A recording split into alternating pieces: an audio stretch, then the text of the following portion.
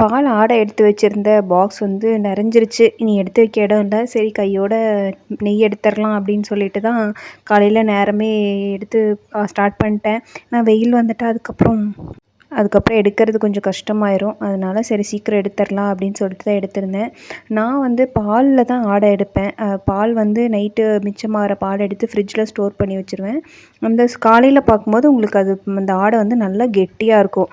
அதை எடுத்து வச்சு அதில் நெய் எடுக்கும்போது நெய் வந்து சூப்பராக இருக்குது. கலரும் நல்ல எல்லோவாக இருக்குது. நீங்களும் இந்த டிப்பை ஃபாலோ பண்ணி பாருங்கள்.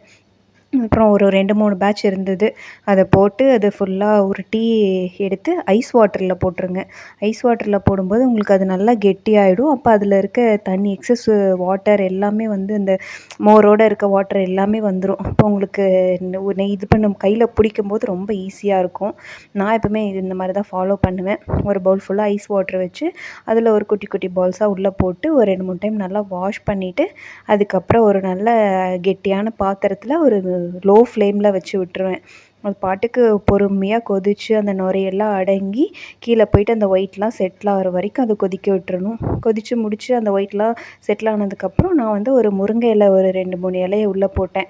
முருங்கை இலை போட்ட உடனே அது கொதிச்சதுன்னா அது வந்து பர்ஃபெக்ட் கன்சிஸ்டன்சி. பாருங்கள், சூப்பராக நெய் வந்து ரெடி ஆகிடுச்சு. பயங்கர எல்லோவாக இருக்குது. ஸ்மெல்லுமே சூப்பராக இருந்தது. நீங்களும் இந்த மெத்தடில் ட்ரை பண்ணி பாருங்கள். நாளைக்கு இன்னொரு வீடியோவில் பார்க்கலாம். பாய்.